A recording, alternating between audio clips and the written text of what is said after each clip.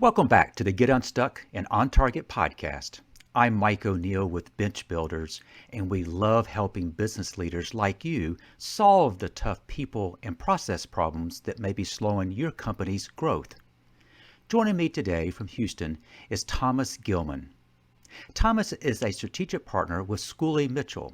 He helps clients manage their costs on an ongoing basis in the areas of utilities, telecom, fleet management, merchant services, e-signature, small package shipping, and waste disposal. Thomas is a chemical engineer by training with an MBA, and he has nearly 40 years of in-depth experience in operations, project engineering, economic analysis, planning, strategy, and audit. Welcome, Thomas. Hey, it's great to be here. Thanks for inviting me. I'm looking forward to our conversation because, quite frankly, it is simply a continuation of a conversation that you and I started about 2, maybe 3 weeks ago. Let me see if I can set this up. Okay. Thomas and I connected on LinkedIn, and rather than just say, "All right, I'm glad to have you as a connection," we set up a one-on-one conversation. I forgot who initiated it, but after that conversation, there seemed to be enough interest to continue that conversation. And that, in large part, is the topic for this podcast.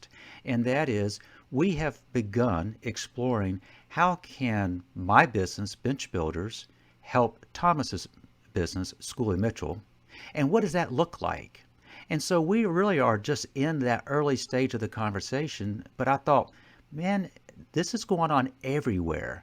I came across a statistic. May I share this with you, Thomas? And it really was talking about the question of word of mouth marketing.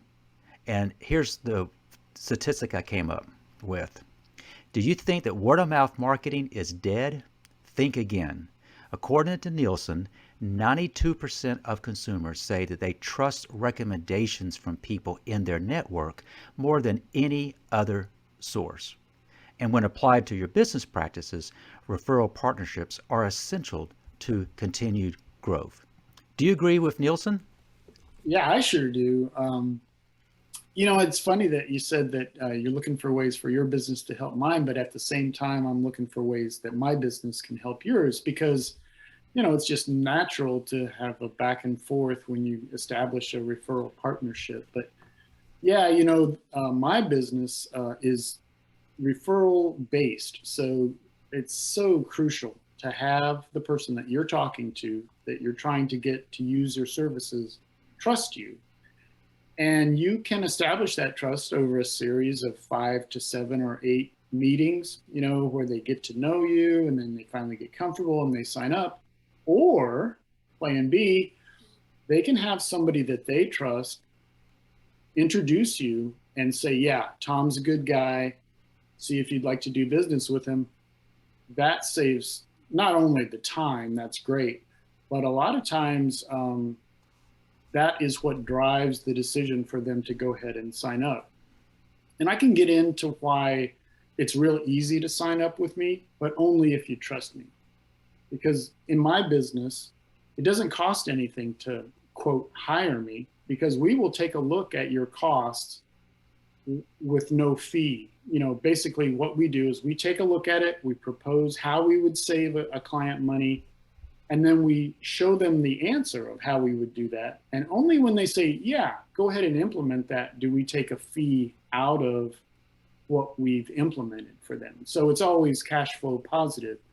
The thing about referrals is if they don't know me or trust me, there's got to be a catch. It sounds kind of wonky. Why haven't I heard about this before? How come I've never heard of the company Schooley Mitchell? A lot of people haven't.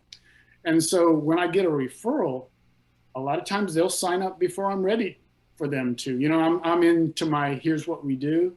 And they say, you know what?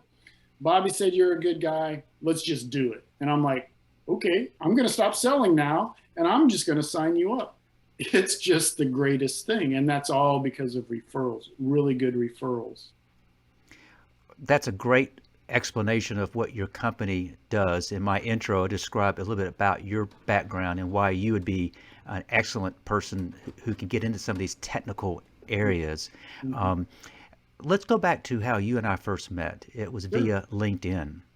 And LinkedIn is a powerful tool for business owners, business leaders, because you can connect. But simply being connecting doesn't necessarily mean you're in relationship. Yeah. And that was something that impressed me. When you and I had our first conversation, it was just that. We really didn't spend as much time talking about Schoolie Mitchell or bench builders. We got to know each other better. Yeah. And that just struck me as by me investing in that relationship being Thomas, it may be that no business comes of that, but I would have a new friend in Houston, Texas. Right. But as the conversation continued on, I was learning more and more things of what you do that I said to myself, goodness gracious, I've got clients that need to know about Thomas. And if that is the case, I would be willing, obviously, to do that very thing. Right. You mentioned that a lot of your business is referral business. That applies to us. When you get a referral and you go in and you begin describing your services and they almost cut you off, that really is a great way to kind of fast track the sales process, is it not? Yeah. Sometimes if I just juxtapose not having a referral versus having a referral is like day and night. So not having a referral, even if you kind of know them and they're friendly, they're still going to have a lot of hesitation because they don't know. There's a lot of unknowns, and if they have a referral, all those are put aside because a trusted person has vouched for you. And that's the difference between a cold call or what feels like a cold call and a warm introduction, which is feeling like you're doing business with someone you've known a while.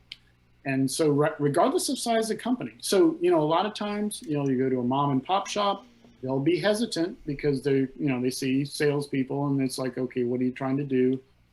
But if you have a referral, they're more willing to sign up. When you have a referral at a large company, that person is the decision maker because the referral person knows who to refer you to. You don't have to search through the whole labyrinth of that large company. Is it the purchasing manager? Is it the finance manager? Is it the CEO? That referral says, I know who makes that decision.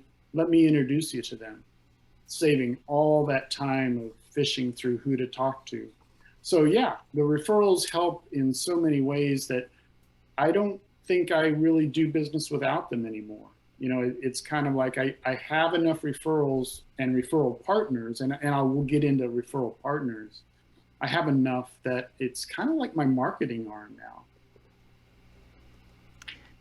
You made a comment in our first conversation that picked up in our second conversation, and it went something like this. Mike, as I've got to know you and what you do, I want to be in a position that if I hear that there's a need, I can make that referral, but I'm making it from not just a, hey, you need to talk to my friend Mike, but it's a much more informed referral. Right. Um, Prior to us scheduling this podcast recording, I went and just and Googled referral partnerships just to kind of see what do people say is a critical part. You haven't seen this, haven't heard this, but let me just throw out to you some of the things that I've read and see to what extent you would agree or disagree. Is it important, in your opinion, if you're going to have a referral partnership relationship, to really understand needs? Yeah, the more you do, the better you can have that partnership. So those needs would be what? You'd if I was asking you, I would try to get a better understanding what would be an ideal type of client for you. Yeah, what would be an ideal client, either geographically, size, what kind of industries are there? What the marketing people call verticals that you're targeting. All that really helps to understand what your uh, ideal client is. Knowing the ideal client allows you to look at people that you run into as a difference from that ideal. You've got the ideal clear in your head, and it's so much easier to differentiate who you're talking to from that ideal than it is to add up everything that client is. So basically, what I'm saying is by difference, you can say, Yeah, this one is very close to their ideal, and I think the differences are not going to be significant. And this would be a good referral uh, for Mike, for instance. This next bullet came through loud and clear as a result of our conversations, and that is we made a commitment after the first conversation to have a second conversation. Right. And more often than not, after one on one, I forget, I get distracted, and there's not a second conversation. And I think we scheduled it right then and there. Let's get back together a week from now to continue this conversation. The suggestion that I was reading is the importance of communicating regularly. If you're going to be in a referral partnership relationship, you have to be intentional with communication. Have you found that to be the case? Yeah, that's such a good point. As with anyone, when I first started out, I thought the more referral partners, the better. Well, unfortunately, there's only so many hours in a day, and you can't have 1,000 referral partners because you'll only talk to them once every 4 years. What's a better situation is fewer, deeper relationships, so that, like you and I, we're talking on a regular basis. I would say monthly or every 6 weeks at the most, so that it's cumulative rather than restarting every time. Like if you talk to somebody once a quarter or once every half a year, you're barely going to remember what they look like. But if you Mm-hmm. talk to them monthly or every 6 weeks, then you can build on what you've done. You can say, hey, we talked about doing X. And if it happened, great, you can celebrate it or maybe tweak it. Or if it didn't happen, why didn't it? Why didn't something we thought was going to be great happen? And you can do that before it's so long that both of you forget about it. And so it keeps the ball rolling, I guess is another way to put it. Thomas, one of the things you said that really struck me is you and your company work with clients and you don't get a dime until you demonstrated savings And implement them.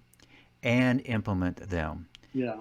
And you said something that really caught my attention, and that is with those savings, you said maybe this would be the way that they would fund doing work with bench builders, Right. using them for their management training needs or executive coaching needs or the like. Yeah. And I kind of go, how generous for you to say that. And that is the savings that you put on their bottom line, you might be able to say, with that savings, would you have a need for? Yeah. And by you connecting those two things, kind of light bulbs went off with me, that your heart's in the right place. Your desire to really invest in the relationship was there. And when you said that, I kind of go, all right, Thomas, you and I we're going to be friends, and hopefully we can be business partners. Yeah. Um, the next bullet talked about strengths should complement the weaknesses, meaning what you do is nothing like what I do, Right. correct? Exactly. Right. And that's what's great about it is, when a client needs help, they're probably going to need both of us to have the optimal solution. Like they can do better on cost with me alone, and they can do better on their management approach with you alone. But if they use both of us, then they are so much farther ahead than just one of us. And so that's a great complementary referral partnership. And the reason that, it may sound generous, but when I'm proposing, uh, they use the money that I save them to pay for your services, it's that I've identified and they're open to further um, improving their business by using your services. And so I don't feel like, sure, I'm a generous guy like everybody, but I'm also a business person. And I feel like if I do that and you come in and you wow them, like I know you will, then that reflects well on me because I, introduce you to them. And so it's kind of like a win-win-win. You get a client, I get a client, the client gets business improvement. And I love that win-win kind of approach to business. We haven't discussed this yet, but some referral partnerships are formalized. Mhm. Whereas if I referred someone in and it results in business, there is essentially a referral fee extended. And Yep. I'm not frowning on that. There are a number of situations. This came up in a conversation I had yesterday afternoon. The nature of their work, it just lends itself. You and I did not discuss that. It doesn't Right. preclude that, but my sense is that we would have more of an informal arrangement. But speak to that. What are your thoughts Yeah, on that? sure. Schooling Mitchell is a big proponent of paid referral relationships when they make sense.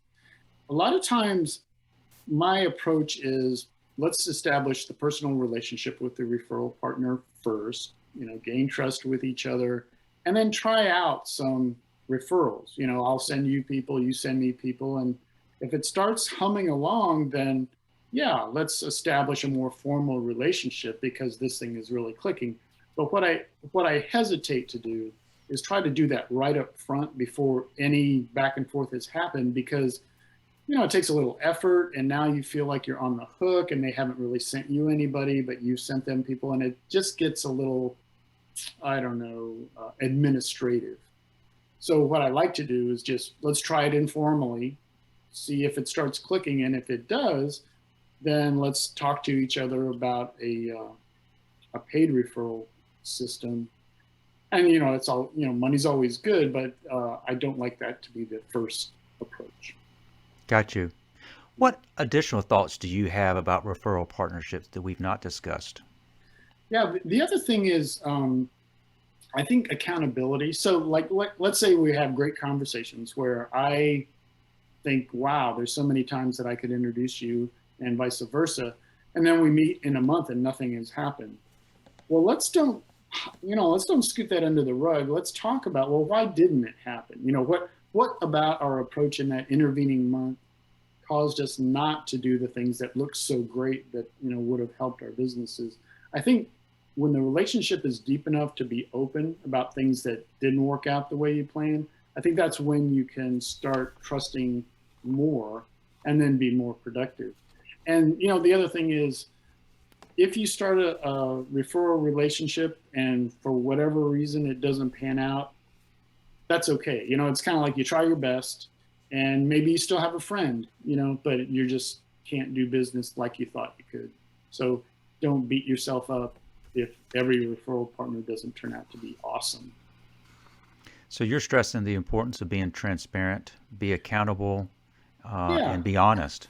Yeah. Have that trust level. So, when you first meet somebody on LinkedIn, you don't know them. They Hmm. could be a shady character, but once you get to know them and establish trust and, share things back and forth, then you can be more transparent, more trusting, and not have to worry about that person because you know that person. And so that's what I like. The other thing is it's just fun. You can do business where it's all hands off. You never meet many people or you don't become in a deep relationship with them.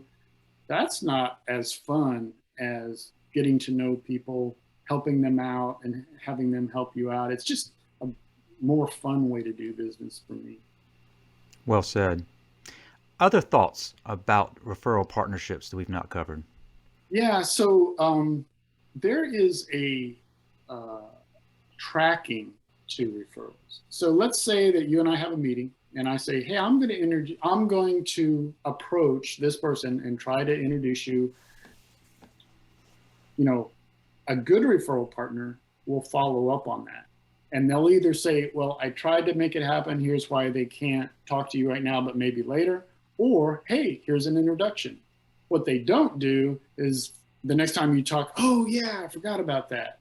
So when you make a commitment to a referral partner, that's your credibility that you're committing. You're saying, I'm going to introduce you or try to introduce you to somebody. Make sure you follow up on that because once you blow that a couple times, the person's not going to really trust. It's like a cry wolf thing where they're not going to trust you the next time you commit to something. So I'd say that's important. And it can be complicated if you have, and that gets back to how many referral partners you have. If you have 1,000 referral partners, just imagine trying to track what you promised. It's hard. But if you have a decent number, then you can remember who you committed to what. And hopefully you have a CRM or some other method of keeping track of your promises. Have you found there's a kind of a general rule of thumb as to the number of referral partners that you hover around and you can keep up with? Yeah, I would say that I think it more, not as many referral partners, but how many one-to-ones can I do per week? Hmm. So if you look at, you know, do the math of how many one-to-ones you can do per week based on how busy you are in business, and then multiply that by how frequently you want to talk to people, be it a month or every 6 weeks, that will tell you how many referral partners you can keep on that loop. So, if you can do, let's say one-to-one a day, that's 5 per week, 30, 35, 40 maybe. And I had a lot more than that one time, but I couldn't keep up with them. So I high graded them to the ones that were more productive and that I like to hang out with. And so that gave me, kind of the 40 to 50. I introduced your company. I gave the standard bio, and we jumped. Sorry.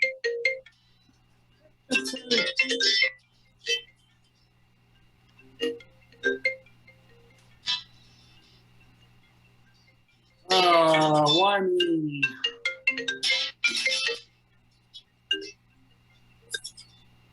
I'm so sorry. I hope you can cut that. Well, we'll just plan on doing that. So what I'll do is we'll take a break, and then we'll cut that part out. Um, I'm confident that's one of your customers calling to say, "Oh, thank you so much for all this savings. Let's talk about some more business." Um, all right, so I'm going to pause. We're going to look at the camera, Okay. and let's see. I think you were describing. We were talking about the number of Yeah. partners you can kind of keep up with. Why don't we move on Yeah. to the next? I think we were Yeah. a We are at the transition end of point. that. Yep. Okay. All right. You ready? One more drink. Sorry. I got to figure out how to cut my phone quicker. Okay. Go. Thomas, do me a favor. Look back on your time with Schoolie Mitchell and beyond, but can you reflect on a situation where either you or a client got stuck? And when that happened, what did it take to get unstuck? Yeah. So I would say when I was ramping up with Schoolie Mitchell, I had a situation where I didn't have enough referral partners, and I am deadly afraid of cold calls because I'm, just not my thing.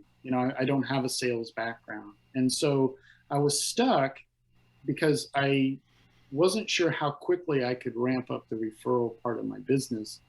And I didn't have a lot of clients coming in because, I wasn't cold calling. So that was where I was stuck. And how I got unstuck is I just trusted the great referral partners that I had. I made more follow-ups with them and said, "Hey, we said this was going to happen. What's the status?" Not putting them on the spot, but just kind of making sure that that was moving along. And before I knew it, not only were those commitments, upheld, but now things that we hadn't even talked to came my way, and I, started to get clients even unexpectedly. And that's kind of where I started to feel like, wow, referral partnerships is like a sales force that's fun to be with. It's kind of like they're thinking about you, you're thinking about them. And so every time I would get a client through this referral process, I'm thinking, wow, I'm not the greatest salesperson, but I do have a great sales force for me. And then that's my referral partners. I never thought about that in those terms. Think of referral partners as pretty much your sales force. You have to invest Yeah. in them and in the relationships. I suspect as you take on additional clients, you develop extra expertise. And so when you update, hey, I've now begun working in this vertical, or I've Right. helped this client this way, is you're educating us, your referral partners, of ways that you've helped your clients. That just makes us better informed. Right. Great example. Yeah, the other thing about referral partners is you can't rely, you can't put all your eggs in that basket, because what you don't want to do is feel bad if they don't refer you somebody. That's not their fault. They tried, but you don't want to get into a situation of expecting them. You want to be thankful every time, but you don't want to be, hey, where are you? It's like, that's not the way referral partnerships work. And so every time I start to feel like I need the referral game to rise, what I do is emphasize who I'm referring to. I refer more and more, and I try to keep my ratio so that I'm sending more people than they're sending me. And it's kind of a race to the top. I send them more, they tend to send me more, and on and on. It's a kind of a game in a positive way.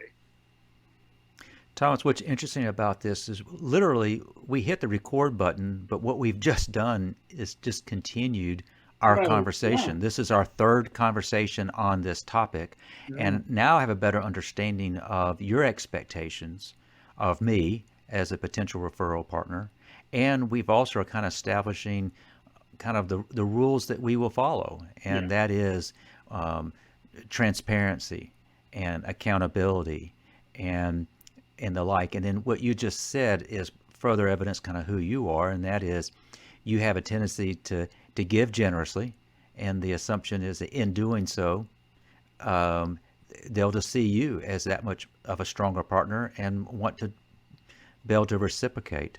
Yeah, I think one thing that I maybe failed to say was that when somebody refers you to somebody, that is something of a very high priority for you to be successful at. So you want to be sure and contact them. You want Mm-hmm. to be sure and take care of them. And you want to be sure that when they get back to your referral partner, they rave about you. Mm-hmm. Because you don't want to get them to go back to your referral partner and say, wow, Tom was kind of a dud. I mean, who is that guy?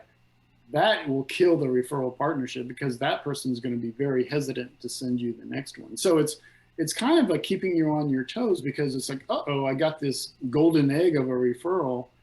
Let's take care of it and make sure that when that person talks to the referral partner that sent me that person's way, sorry about the mess up there, but make sure that they're raving about you to the person that sent you. Thomas, as you kind of look back on our conversation, and we've said this twice, maybe three times, this literally has been a continued conversation. Yeah. But you think about the things we've discussed while recording this podcast, what would you want to be some takeaways for our listeners? Yeah, the fact that referral partners are a way to gain trust with potential clients in a way that none other can. There's no other way to gain that trust other than through a referral. And so when you think about it that way, it's really great when somebody refers you. So take care of that referral, make the person proud that sent you or gave you that introduction. And so, and then think about how many people you're trying to do that with, and what's the bandwidth that you can spend the time, invest in that relationship, and really understand that person, and see if you can help them as much as they can help you. And that would be my takeaways. Those are excellent. And as expected, this was an enjoyable continuation of our prior conversations. If folks listening want to reach out to you, what's the Oh, best way for them to do so? sure. Schooley Mitchell is a large consultancy, but my personal email is thomas.gilman@schooleymitchell.com. And my phone number, I'm available, 281-972-2377. Love to help people, either through saving them money, talking about referrals, but love to meet people and help them out.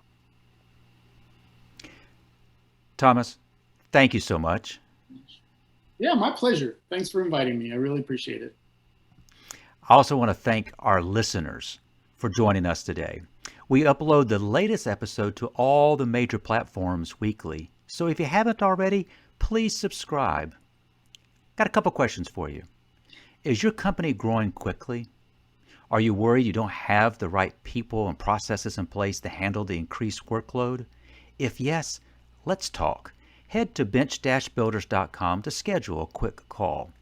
We'll explore ways to help you solve those nagging problems so you can scale faster and smarter. So I'd like to thank you for joining us, and I hope you've picked up on some tips from Thomas that will help you get unstuck and on target. Until next time.